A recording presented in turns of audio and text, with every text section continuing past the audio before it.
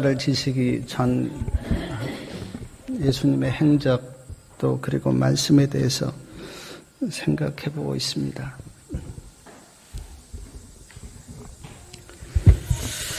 지난 안식일에 이어서 말씀을 보면 예수님께서 6월절 성만찬을 하기 위해서 베드로와 요한을 보내시면서 말씀하십니다. 가서 6월절을 준비하라. 베드로와 요한이 묻습니다. 어디에서 준비할까요? 예수님께서 말씀하시기를 성내로 들어가면 물동이를 가지고 가는 사람을 만날 텐데 그 사람을 따라 집으로 들어가서 그 사람에게 우리 선생님이 보냈는데 방이 있느냐고 그렇게 물으면 그 사람이 방을 예비해 줄 거다.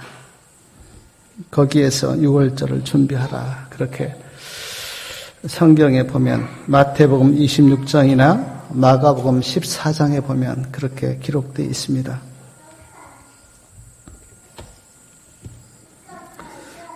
무교병과 포도즙을 준비했을 것이고 마태복음 26장 20절에 보면 저물 때에 예수님께서 12제자와 함께 다락방에 그렇게 모이셨습니다. 우리나라 같으면 그렇지 않는데 중동 지방은 주로 샌들을 신고 다니거든요. 그래서 이렇게 밖에 이렇게 한 바퀴 돌고 오다 보면 발이 아주 지저분해집니다. 그래서 식사를 하기 전에는 발을 씻는 그런 풍습이 있는데 제자들이 서로 발을 씻기를 원하지 않습니다. 그 제자들의 마음을 아시고 예수님께서 자리에 일어나셔서 성경에 보면 겉옷을 벗으시고 허리에 수건을 두르시고 대야에 물을 담아서 제자들의 발을 씻기셨습니다. 이 장면이 시대의 소망에 보면 종의 종 그렇게 나와요. 예수님이 제자들의 종이 되신 것이죠. 누구의 발을 제일 먼저 씻겼습니까? 누구의 발을요? 가룟 유다의 발을 제일 먼저 씻겼습니다. 제가 시대소망을 읽어보니까 예수님이 계시고 좌우에 가룟 유다하고 요한이 앉아 있는데 아마 예수님께서 이렇게 쭉 돌아가면서 발을 씻기신 것 같아요. 그래서 가룟 유다의 발을 제일 먼저 씻겼어요. 예수님께서 가룟 유다의 발을 씻길 때 가룟 유다의 마음이 충동이 일어났다 그랬어요. 예수님의 사랑을 그때 느낀 겁니다. 그리고 가룟 유다가 예수님을 팔려고 마음을 먹었는데 마음속에 그 사랑의 충동이 일어나면서 회개를 할까 그렇게 생각을 했는데 마음을 다시 닫았다. 그렇게 나옵니다. 그리고 가룟 유다가 어떤 생각을 했냐면 아니 유대인의 왕이 될 사람이 제자들의 발이나 시키고 있다면 저 사람이 어떻게 왕이 될까? 그러니까 아주 반대로 생각한 거예요. 예수님의 그 종이 되는 그 겸손한 모습을 좋게 받아들인 게 아니라 가룟 유다는 아니 제자들의 발이나 시키는 저 사람이 무슨 왕이 될까? 내가 저 사람을 따라다니면 무슨 매가 있겠나라고 생각을 하고 그때 예수님을 팔기로 다시 결심했다. 그러니까 섬겨주면 그거를 사랑으로 받은 게 아니라 다시 그것을 이용한 거죠. 가끔 우리도 그런 경험을 하잖아요. 내가 너무 다 잘해줬어요, 그 사람한테. 근데 그 잘해준 걸 가지고 도리어 이용해서 나쁜 쪽으로 사용하는 그런 경우가 지금 가룟 유다의 경우예요.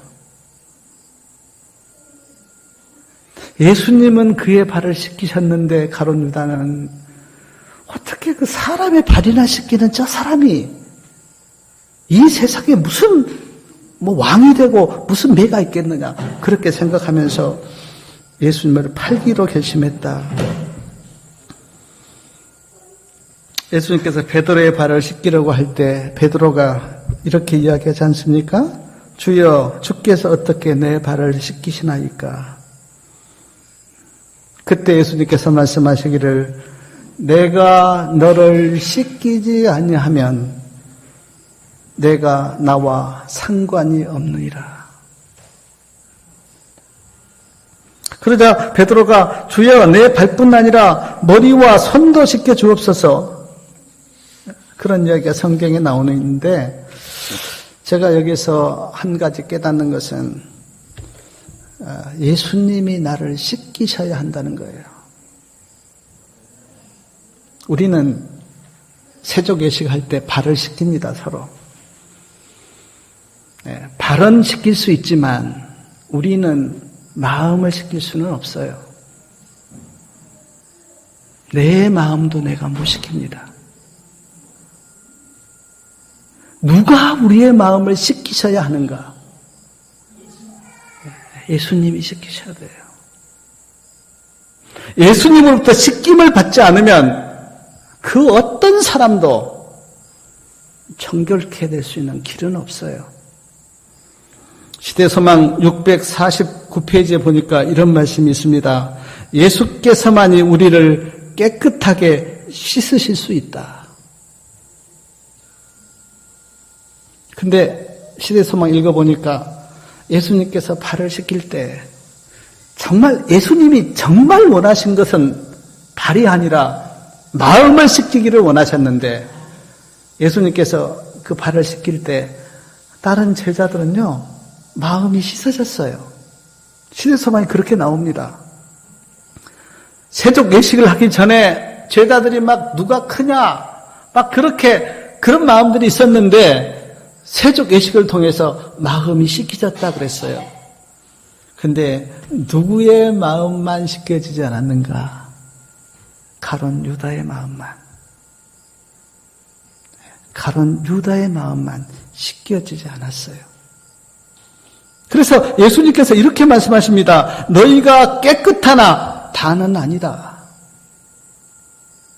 가룟 유다를 가리켜서 하신 말씀이죠.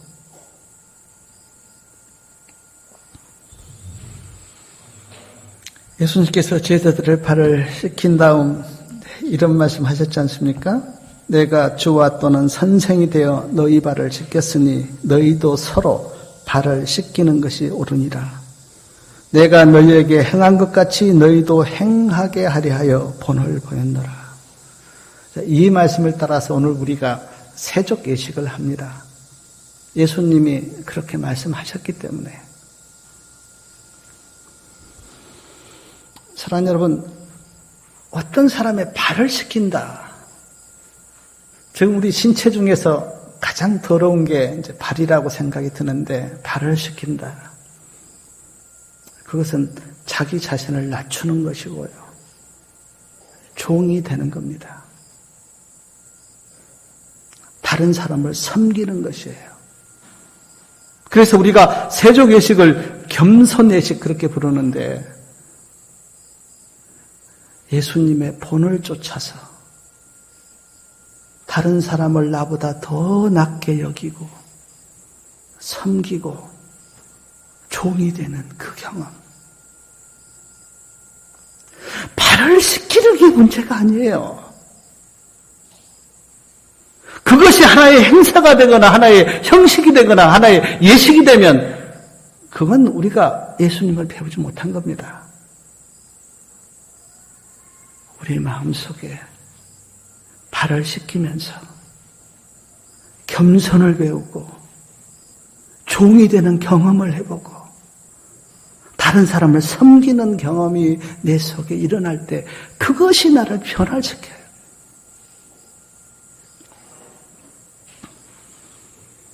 제자들의 발을 씻긴 다음 성만찬 예식을 하셨는데 마태복음 26장 이렇게 보면 예수께서 떡을 가지사 축복하셨습니다. 떼어서요 제자들에게 주시면서 받아 먹으라 이것이 내 몸이라. 포도즙을 가지고 축사하시고 제자들에게 주시면서 너희가 다 이것을 마시라. 이것은 죄 사함을 얻게 하려고 많은 사람을 위하여 흘린 바 나의 피 곧 언약의 피다. 우리가 잘 아시는 것처럼 떡은 예수님의 몸을 상징합니다. 포도즙은 예수님의 피를 상징해요.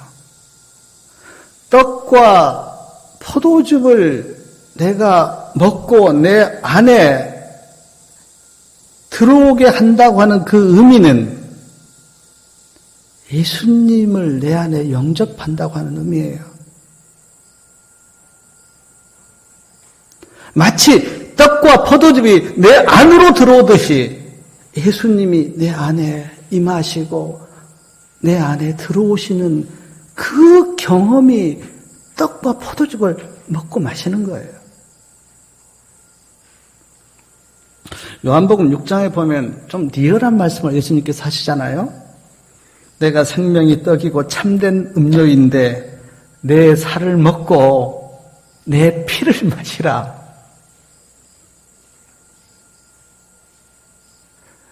어떤 분들은 이 말씀 보면서 기독교가 그렇게 잔인하냐 그렇게 하면서 따졌다고 하는데 그 의미도 뭡니까? 예수님의 살을 먹고 예수님의 피를 마신다고 하는 의미가 뭡니까? 예수님을 내 안에 받아들인다. 그래서 애은의 신에는 이것을 믿음이다 그렇게 정의했어요. 예수님을 내 안에 영접한다.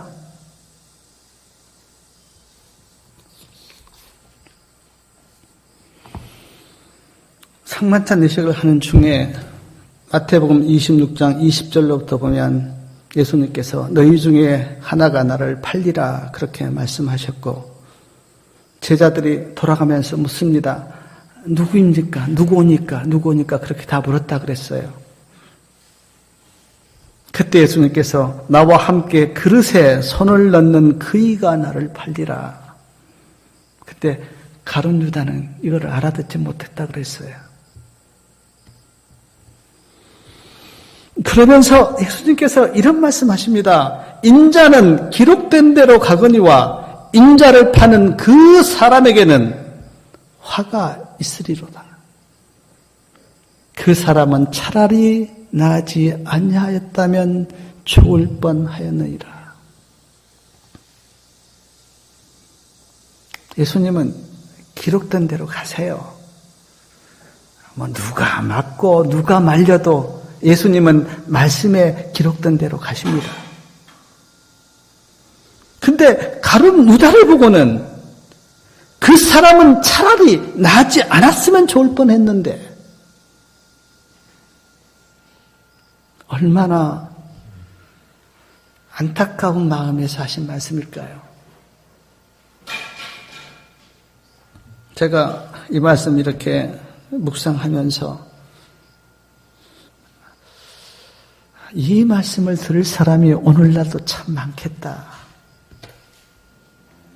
사람을 죽이고 사기쳐서 남의 신세 망치고 어린 아이들을 성폭행하고 막 남들을 못 살게 굴고 그런 사람들 다 좀 나지 않았으면 좋을 뻔한 그런 사람들 아닐까요? 제가 보니까 이 세상에 세 부류의 사람이 있다 그랬습니다. 세 부류의 사람이. 첫 번째 부류의 사람은 벌과 같은 사람들. 벌은 열심히 일해서 자기도 먹지만 우리에게 사람에게 꿀도 주고 뭡니까 또 꽃가루도 주고 프로폴리스도 주고 남에게 유익을 주는 사람들. 그런 거 하면 또 뭡니까? 개미와 같은 사람이 있다 그래요. 개미는 열심히 일을 합니다. 근데 자기만 먹고 이렇게 사는 사람들. 그리고 어떤 사람들은 거미와 같은 사람들. 거미는요, 줄을 착 쳐놓고 거기에 걸리기를 바라요. 제 앞에, 제가 지금 자고 있는 그 앞에 거미줄이 많습니다. 제가 일부러 안 걷었어요. 왜냐하면 모기가 날아오다가 다 거기 걸려요.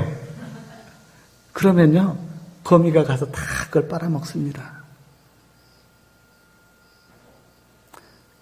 이 세상에 또 세 부류의 사람이 있어요. 어떤 사람은 남을 도와주고 남에게 유익을 주는 사람들. 어떤 사람은 열심히 일해서 그냥 자기만 열심히 먹고 사람들. 어떤 사람들은 남에게 피해를 주는 사람들. 성경을 보는 모든 사람들이 가룟 유다에 대해서 다 이야기합니다. 어떻게 자기 스승을 그렇게 팔 수가 있어? 다 욕해요. 그리고 예수님의 이 말씀도 기억합니다. 이 사람은 차라리 나지 않았으면 좋을 뻔했는데.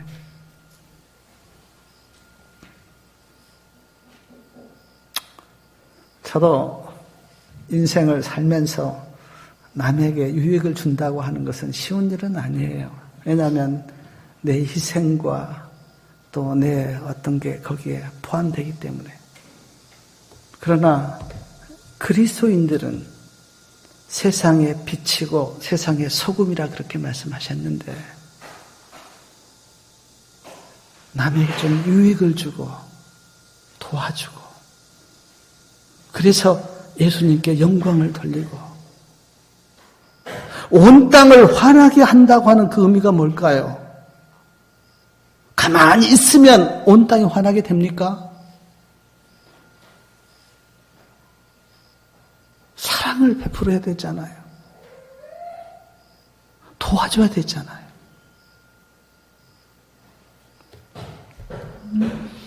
요한복음 13장 27절에 보면 이런 말씀 하셨습니다. 가룟 유다를 가리켜서 사단이 그 속에 들어갔다. 영적인 시각으로 보면 제가 볼 때 그런 것 같아요. 막 싸우고 죽이고 험담하는 그 마음을 누가 주관하고 있는가? 우리 마음은 예수님이 주관하시든지 아니면 사탄이 주관하든지 그렇게 되는데 싸우고 험담하고 막 죽이고 하는 그 사람들의 마음은 사단이 주관하고 있는 거 아닙니까? 자기 자신은 모를지 몰라요. 그러나 영적인 시각으로 보면 그게 보이지 않아요. 그 마음을 누가 주관하고 있는가?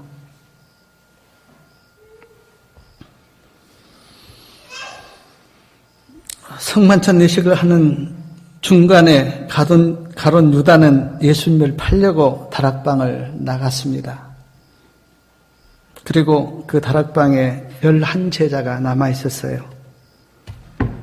그 11제자에게 예수님께서 다락방 설교를 하셨는데 그 다락방 설교가 요한복음 13장 31절부터 요한복음 14장, 15장, 16장까지 다락방 설교가 계속돼요. 아주 중요한 말씀이 많습니다. 예수님의 마지막 설교나 다름이 없어요.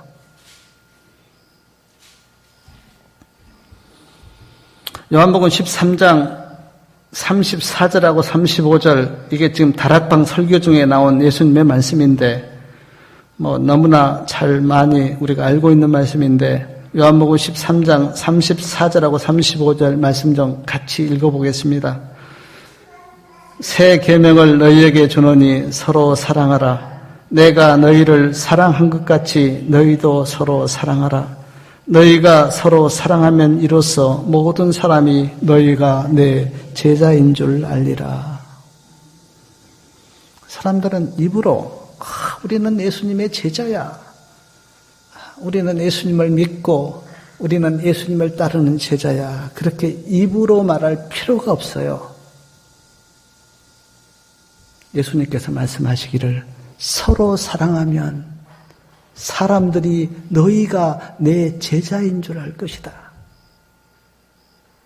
우리가 아무리 나는 예수님의 제자야, 우리는 예수님의 제자야 그렇게 이야기해도 우리가 서로 싸우고 흉보고 험담하고 사람들이 알아요. 저 사람들은 예수님의 제자가 아니라고 하는 것을. 여기 보면 새 계명을 너희에게 준다 그랬는데 왜 새 계명이라고 말씀하셨습니까? 구약에도 사랑하라고 하는 말씀이 너무 많은데 왜 새 계명이라고 말씀하신 거예요? 새 계명을 너희에게 주노니 서로 사랑하라 그랬는데 왜 새 계명인 거예요? 제자들이 서로 사랑하지 않고 있으니까.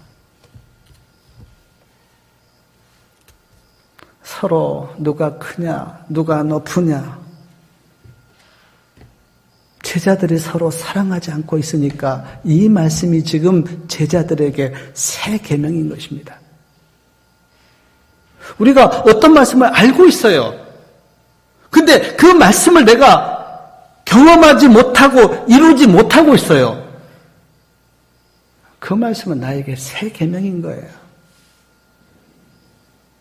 지식적으로 알고 이론적으로 아는 게 문제가 아니라 그 말씀이 나에게 경험되지 못하고 있다면 그 말씀은 나에게 새 계명이에요. 새 계명이라면 어떻게 해야 됩니까? 들어야죠. 듣고 또 들어야 되죠. 그 말씀이 나에게 이루어질 때까지 그 말씀을 들어야 되죠. 그래서 지금 예수님께서 다락방 설교를 하시면서 다시 한번 사랑을 말씀하신 것 아니겠어요? 사랑하라.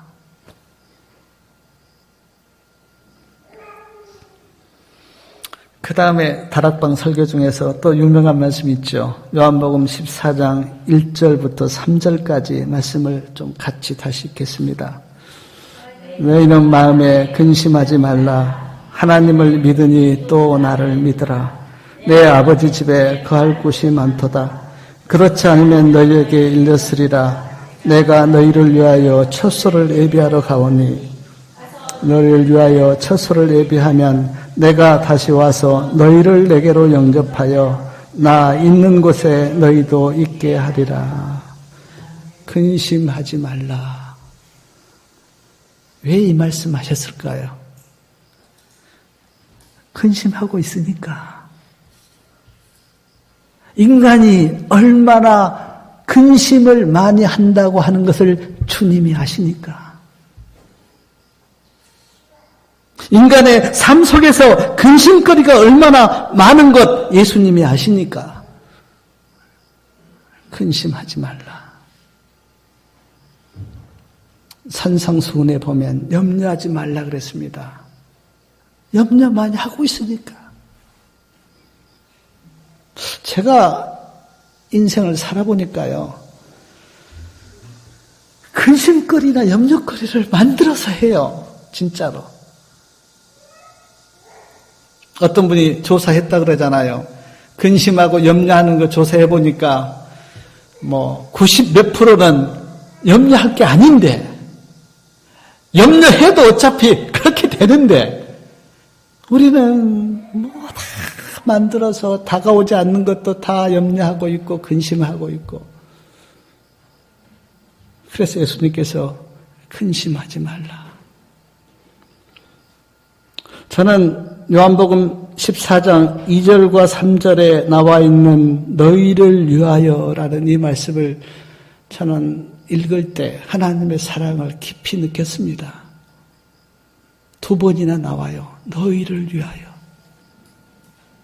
내가 너희를 위하여 처소를 예비하러 가노니 가서 너희를 위하여 처소를 예비하면 너희를 위하여. 예수님이 오신 것도 그렇고 사신 것도 그렇고 지금 다락방 설교를 하신 것도 그렇고 가서 다시 오시겠다고 하는 그 약속도 그렇고 다 우리를 위하여, 나를 위하여, 너희를 위하여. 예수님이 이 말씀을 하신 것도 제자들을 위해서 하셨구나. 오늘 이 성경을 주신 것도 나를 위해서 주셨구나. 예수님의 사랑이 마음에 깊이 느껴졌어요. 주님이 나를 위해서 그렇게 하셨구나.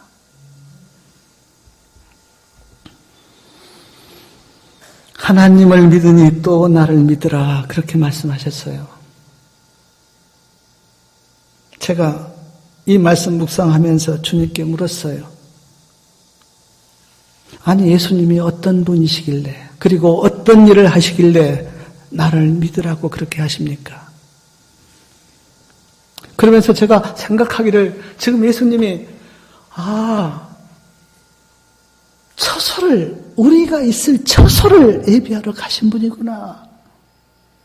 그리고 다시 오시겠다고 말씀하시구나. 다시 오셔서 우리를 하늘로 데려가겠다고 그렇게 말씀하시는구나.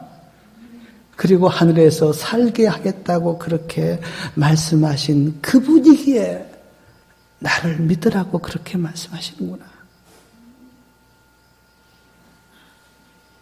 누가 이런 말 하실 수 있겠어요? 이 세상에 어떤 사람이 그 누가 내가 처소를 예비하러 가서 다시 와서 너희를 하늘로 데려가서 거기서 살게 하겠다고 이야기할 사람이 이 세상에 누가 있겠어요? 예수님 말고는. 그래서 예수님께서 나를 믿으라. 하나님을 믿으니 또 나를 믿으라.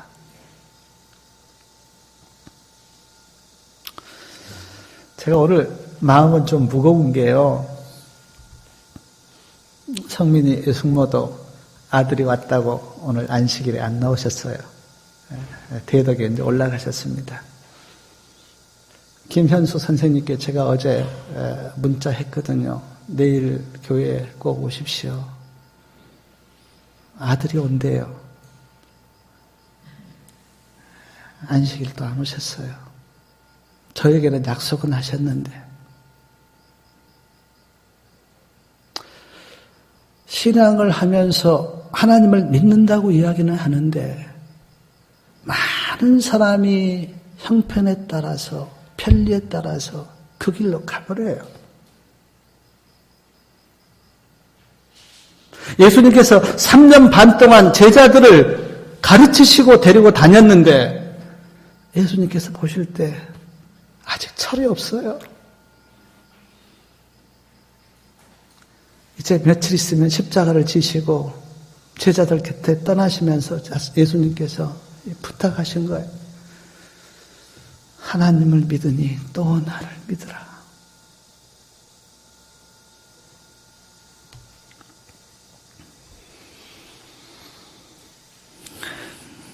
요한복음 14장 5절에 보니까 도마가 묻습니다. 주여 어디로 가시는지 우리가 알지 못하거늘 그 길을 어찌 알겠습니까? 이 도마의 질문을 듣고 예수님께서 하신 그 유명한 말씀 있죠. 요한복음 14장 6절. 내가 곧 길이요 진리요 생명이니 나로 말미암지 않고는 아버지께로 올 자가 없느니라.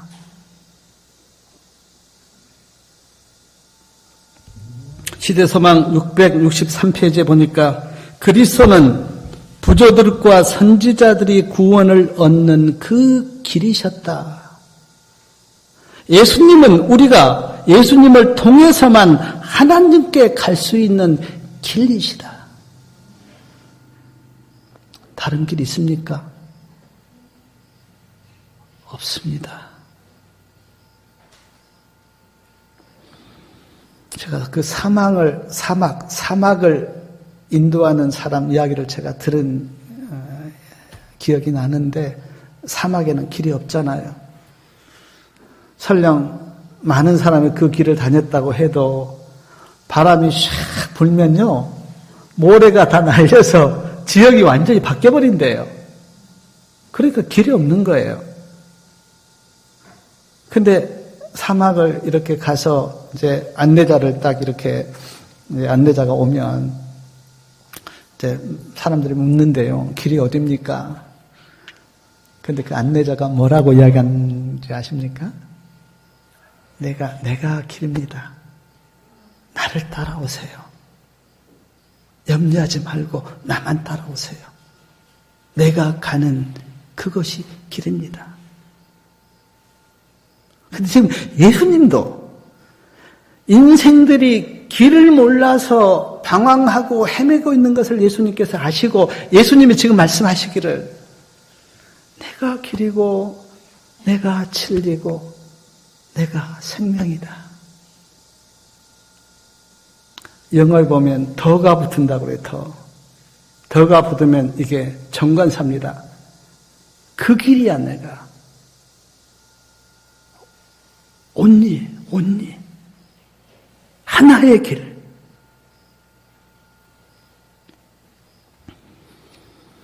예수님이 구원의 길이고 예수님이 천국으로 가는 그 길. 저는 그 20대 때 제가 뭐 전에도 한번 말씀드린 적이 있는데 20대 때 저는 방황을 엄청 했거든요. 사고가 나서 머리가 다쳤어요. 그 다음부터는 공부를 못 하겠는 거예요. 공부만 하면 코피가 계속 쏟아져요. 그리고는 제 방황이 시작됐어요. 뭔가 길을 찾아보려고 그때부터 막 철학책도 읽어보고 문학책도 읽어보고 사람도 찾아가서 막 뭐 물어보고 절에도 가보고 한 10년간을 헤맸어요. 그리고 성경을 제가 잡아들었고 성경에서 예수님을 만났어요. 그리고 예수님이 길이라고 하는 것을 알게 되었어요. 저는 지금도 너무 감사해요. 하나님의 은혜가 감사하고 예수님을 만났다고 하는 그게 너무 감사하고 아마 내가 내 인생에 예수님을 만나서 내 길을 찾지 못했다면 내 인생이 어떻게 갔을까 상상해 보면 아찔해요.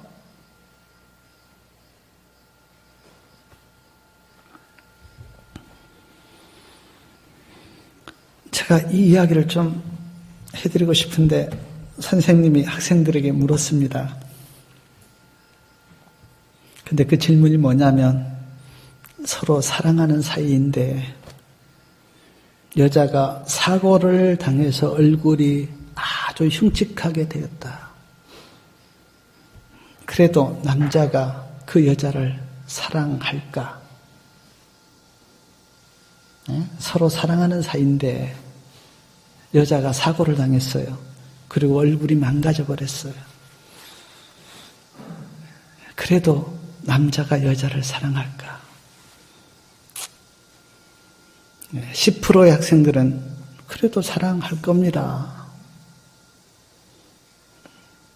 10%의 학생들은 사랑하지 않을 겁니다. 80%의 학생들은 사랑하기는 하되 예전과 같지 않을 겁니다. 그렇게 대답했어요. 선생님이 다시 물었습니다. 서로 사랑하는 사이인데 남자가 사업을 하다가 망했다. 여자가 그 남자를 계속 사랑할까? 20%의 학생들이 사랑할 겁니다. 20%의 학생들은 사랑하지 않을 겁니다. 나머지 학생들은 사랑하기는 하되 예전과 같이 사랑하지는 않을 겁니다. 선생님이 그 학생들의 대답을 듣고 다시 이야기했어요. 근데 그 사랑하는 사이가 아버지와 딸이라면 어떻겠나? 그 사랑하는 사이가 어머니와 아들이었다면 어떻겠나? 학생들이 다 대답했습니다. 그 사랑은 변하지 않을 겁니다. 그렇잖아요? 딸이 얼굴이 상했다고 사랑하지 않을 아버지가 어디에 있으며, 아들이 망했다고 사랑하지 아니할 어머니가 어디 있겠어요? 더 사랑하죠. 더 사랑하죠.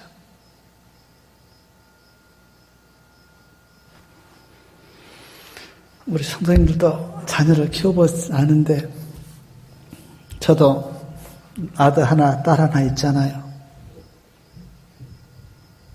성미에 대해서 우리 청년들이 다 아는데,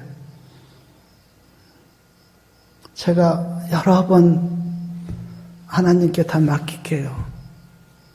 근데 아침에 예배 드릴 때 제가 지금 이렇게 주님 안에서 만난 구조자들, 제가 한 10몇 분 되는데 그분들을 위해서 쭉 기도하는 중에 성민이의 기도가 저절로 나와요. 그게 부모의 마음이에요.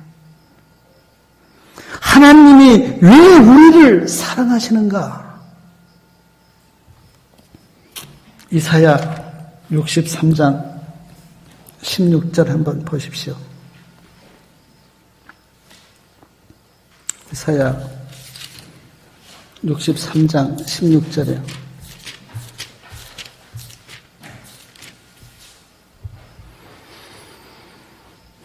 이사야 63장 16절 말씀 좀 같이 읽겠습니다.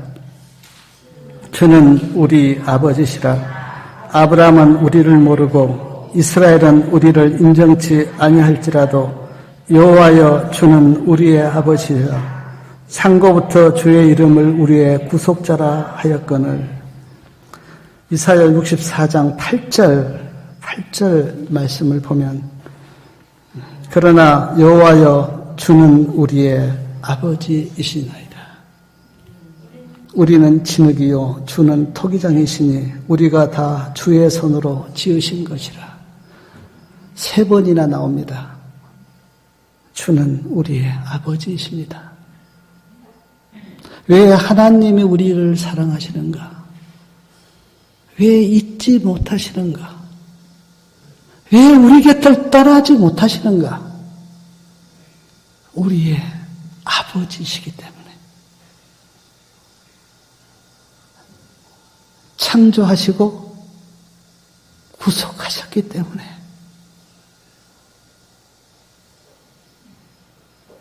독생자 예수 그리스도를 주시고 우리를 구속하셨기 때문에 잊을 수도 없고 떠날 수도 없는 거죠. 사랑하는 여러분, 이 사랑을 잊지 마십시오. 이 사랑을 기억하십시오.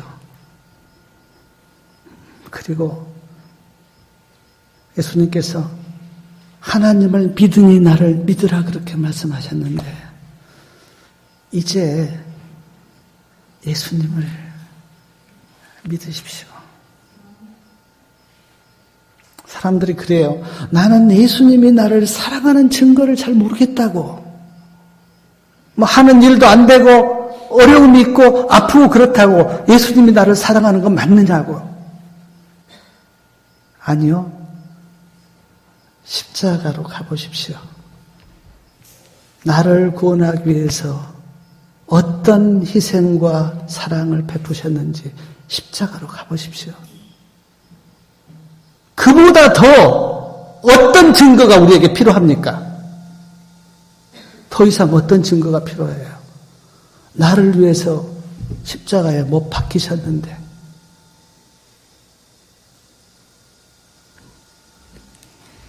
예수님 꼭 믿으시고, 특별히 다락방 설교, 서로 사랑하라. 하나님을 믿으니 또 나를 믿으라. 내가 너희를 위해서 처소를 예비하러 가노니 다시 와서 너희를 나 있는 곳에 데리고 가겠다. 그리고 거기에서 살도록 하겠다. 너희를 위하여. 이 하나님의 사랑을 깊이 마음속에 새기시고 정말 심령에서 우러나서 하나님을 섬기고 하나님을 믿는 저와 성도님들 되시기 바라면서 말씀을 마치겠습니다.